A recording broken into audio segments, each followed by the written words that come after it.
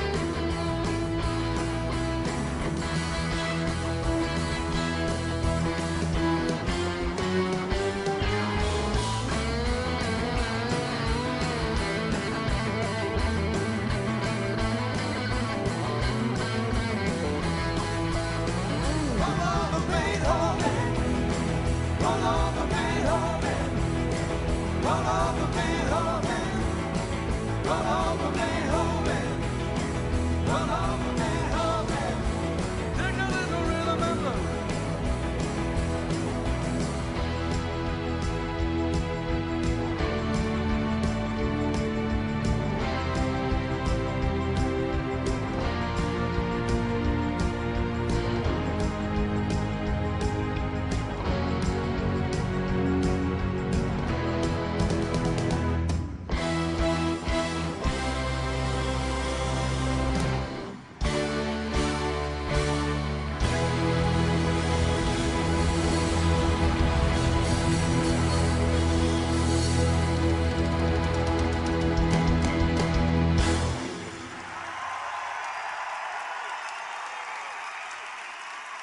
Thank you.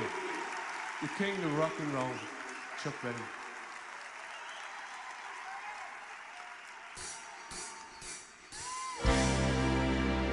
You made a fool of me, but them broken dreams have got to end.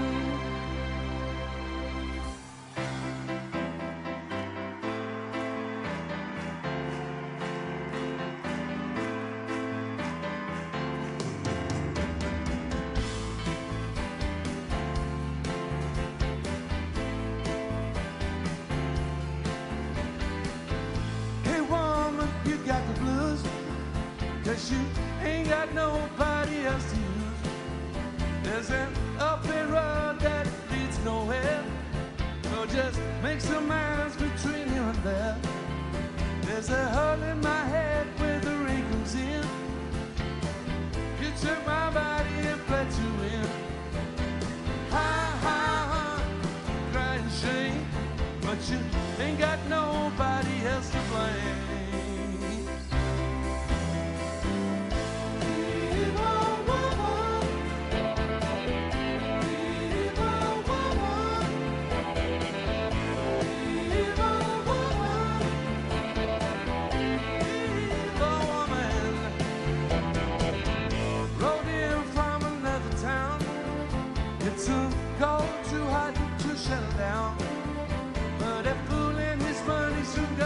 Separate ways.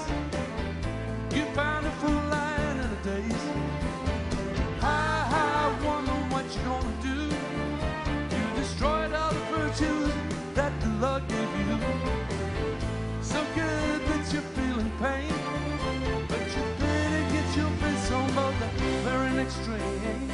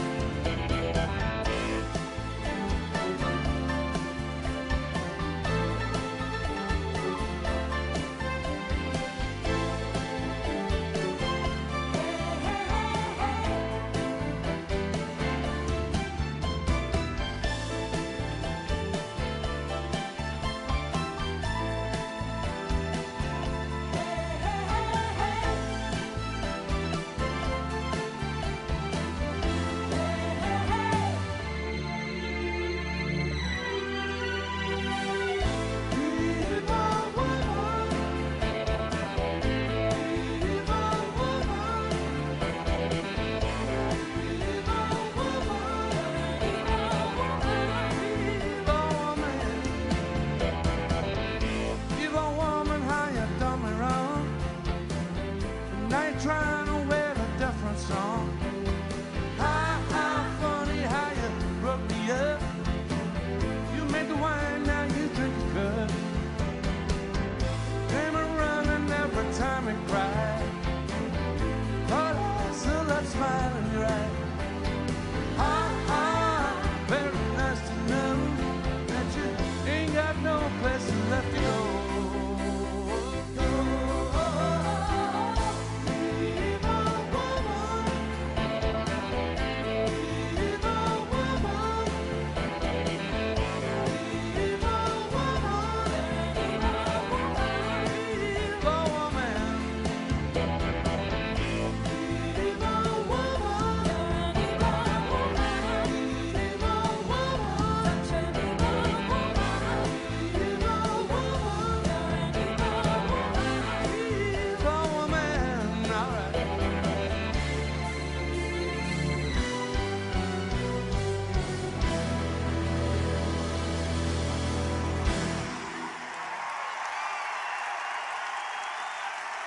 Thank you very much.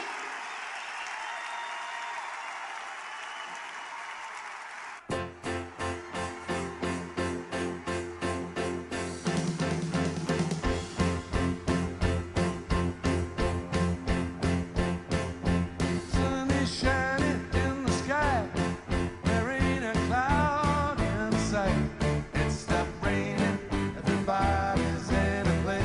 And don't you know, it's a beautiful new day.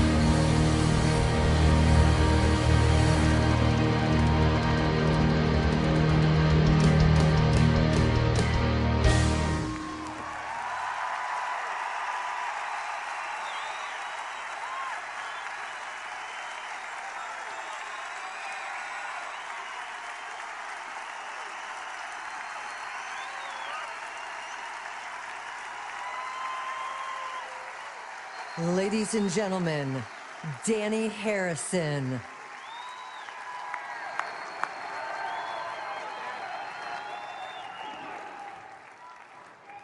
Good evening, Brooklyn. Thank you for having me tonight.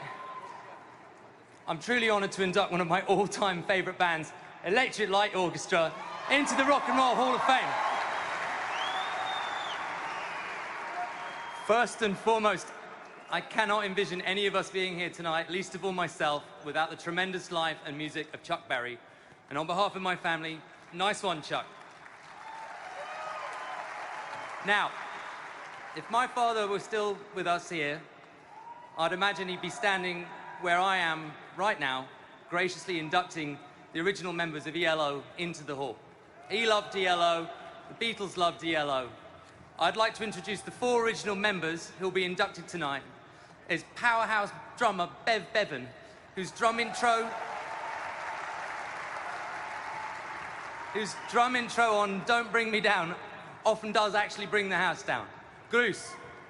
The keyboard maven, Richard Tandy, still with them today, unfortunately not with us tonight.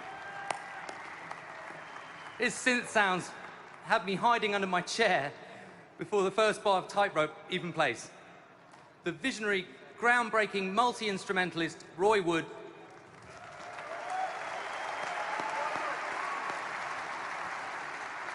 who wrote many of ELO's earliest songs. Whilst Roy's time was in the band may have been shorter than the others, he'll always be an architect of ELO's DNA. Last and certainly least, no, just kidding, my dear, dear pal, Jeff Lynne. One of the great songwriters, producers, musical innovators of our time, a rare genius, a real-life legend, and ELO's mastermind for nearly 50 years. Jeff was one of my father's dearest friends. It was March of 1986 when I had my first close encounter of the ELO kind. My dad took me to a benefit concert in England called Heartbeat. The show was in Birmingham, where ELO formed in 1970. And the massive NEC arena was packed to the roof for a headlining set by their hometown heroes. Bev, Richard, and Jeff were all there. I'm sure they remember it just like it was yesterday. This was my first big rock show. I was 7.5, and from my perspective, ELO's performance that night was less like that of a reputable rock band, more like witnessing a 21st century extraterrestrial spaceman wielding bizarre instruments. Their songs sounded like a symphony of lasers. I stood there in silent astonishment watching these guys offer a hit parade of incredible songs like Evil Woman, Telephone Line, Do Ya, Mr. Blue Sky. Right?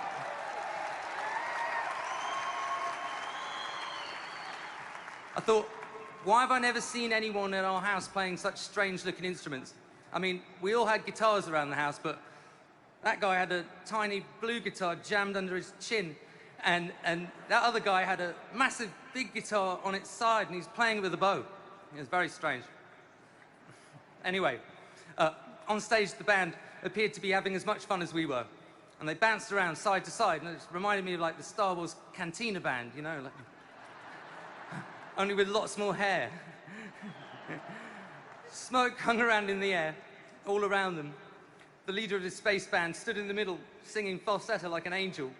His eyes were hidden behind metallic shades, wielding this laser guitar. He seemed affable, and occasionally he'd exchange pleasantries with us humans between songs. We mean your planet, no harm.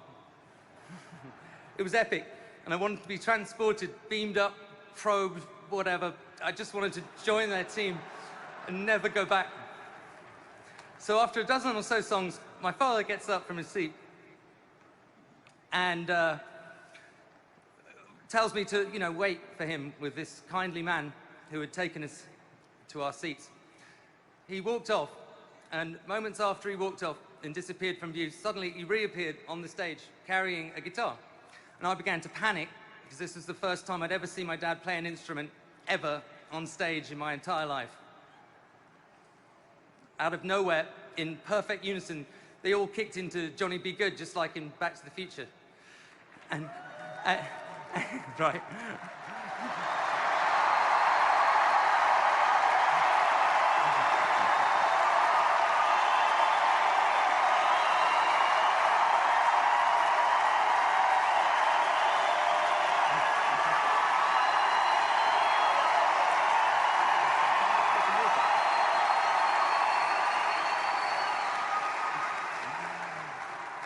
I remember thinking, what is going on? And my father's being abducted by like an intergalactic space orchestra. Again, ELO's taken my father and left me behind, the bastards. The kindly man ensured me that he'd eventually be returned to us. Sorry. So we made it back home together eventually. And to my joy and surprise, joining us after was ELO's extraterrestrial wizard captain, the man in the middle, Jeff Lynne. He'd come to live with us on Earth, and Jeff was soon a permanent fixture at our house. He and my dad drove the same car, they flew off to Formula One races, we did family vacations. We were a traveling family, and I got to see Jeff work in his secretive ways, often late at night. This was the dawn of an incredible blast of creativity from Jeff. And he worked with Dad on Cloud 9. He produced Roy Orbison's Mystery Girl, right? He co-wrote and co-produced Tom Petty's Full Moon Fever. And then there was the Traveling Wilburys. I got to be a fly on the wall. I got to see his genius as a producer. I began to learn the Jeff Lynne studio lexicon, you know, words like trilby and wobble and, I don't know, it's a tremendous caliber of artist that Jeff worked with. You know, Sir Paul McCartney, Roy Orbison, Tom Petty, Joe Walsh. These are not musicians who needed a lot of help, but they just needed Jeff. During all of those sessions, I came to realize that a lot of my dad's friends were, in fact, from outer space, like Jeff. You could tell because of their eyes, right? Their eyes were far more sensitive to Earth's bright sun than normal humans. So they required special lenses to protect them during the day and most of the night. And they communicated with each other via Wurlitzer jukeboxes in each of their houses. Through secret messages disguised as Del Shannon records.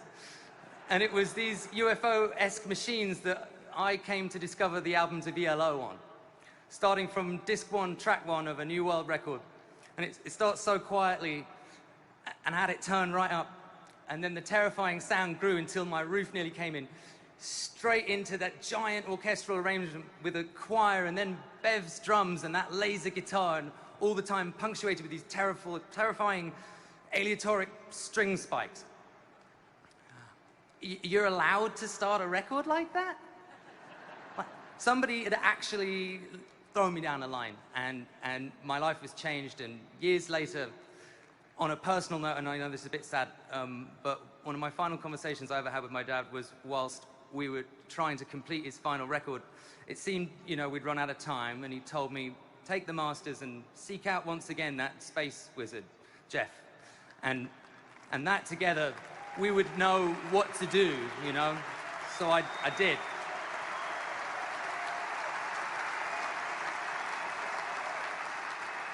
Jeff knew exactly how to cross that bridge and to finish it. And in the process, I finally learned what trilby and wobble meant. Like, yes, I actually speak fluent Jeff now. Working with Jeff is one of the most amazing times I've ever had, and seeing those beautiful blue eyes peeking over the top of those space lenses has carried me through some of the toughest musical moments in my life. And for that, I thank you.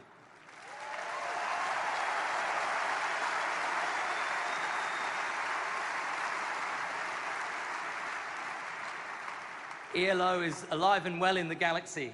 There were ELO sightings last year over Glastonbury.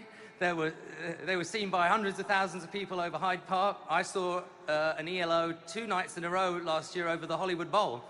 It was in November, right after the election, and trust me that when I say everyone in LA was staring at the spaceship thinking, take me with you. just like when I was a kid. I saw some kids there that could have been 7-ish and a half, and more that were probably 77 and a half, all wanting to get beamed up. Jeff, thank you for bringing the spaceship back with that Mr. Blue Sky laser guitar sound. Tonight is about celebrating the beginning of Electric Light Orchestra, the birth, that Big Bang moment in 1970 when the move morphed into ELO, right?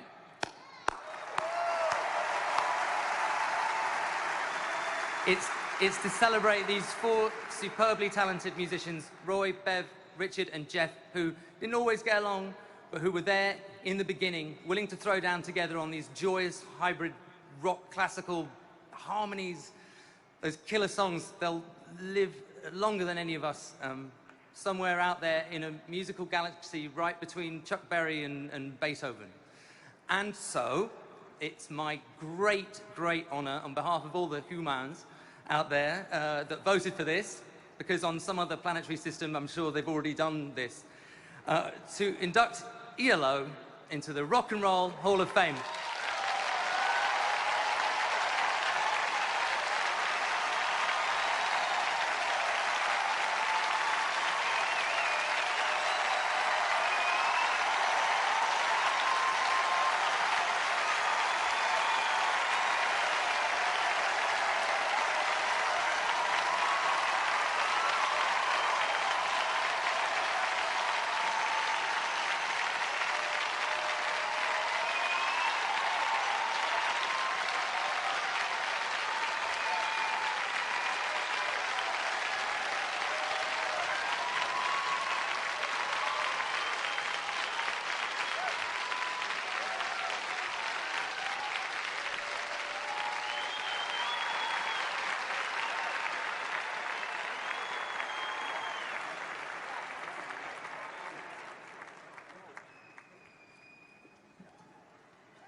Is that a microphone? It's a microphone? Hello.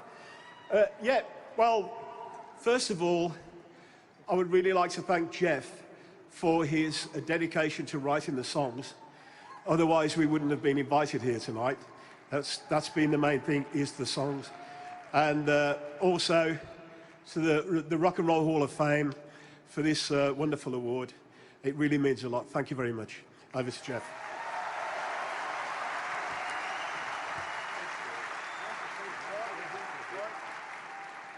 Well, thank you very much indeed. It's been a long road, I'll tell you that. And it's such a pleasure to get one of these, because I've watched lots and lots and lots, hundreds of them, of people getting them all the time, and I go, oh, I wonder if I'll ever get one of them. And it's like my dad said, everything comes to him what waits. It's true. And talking of my dad, my musical education actually was, I was walking down the street one day with him when I was about 7. And in the street, there was a great big sewer pipe, about probably 10 foot long and about 4 foot high. And he said, come over here and have a listen to this. And he went to the sewer pipe and he went, ha, ha, ha, ha. And of course it echoed like a choir of angels. It was beautiful, and that's how I learnt harmony, believe it or not. And he said, come on, you have a go. And of course I was 7, so I went, ha, ha, ha, ha. And it was so fantastic. I went, God, is that all you have to do? And that's a chord. And that is a chord, and I thought, I can do a chord. I can do one. It's brilliant. And so from that moment on, I knew what chords were. I mean, I didn't really, but I thought I did. But yeah, I know it took me then another 40 years to actually master all the chords in the old business, but that was the way I got started, really. And the other thing was, it wasn't easy to get started because my mother didn't really want me to do music at all. She thought, you know, it was all drugs and booze and all that. Even then, and there wasn't anything then, it was just like the odd ciggy around the corner. But anyway, it turned out she kept banging up the stairs, booming, thundering, going, get up, you lazy bugger. And I'd go, this one day, I joined a professional group and I said, Mum, don't ever do that again, please. I'm now a professional musician and I never have to get up ever again. You should have seen her face. Anyway, she got used to it about 30 years in and was pleased with some of my music. So thank you all very much for enjoying my music. And thank you, Dhani. Thank you, Dhani. And I'd just like to say, Richard couldn't be here tonight, and that's a shame. And Bev couldn't be here tonight, but Roy was here tonight, which is great. And I think that's about it, really. I think I've said my bit. So thank you all very much indeed, and I'll hand you over to somebody else.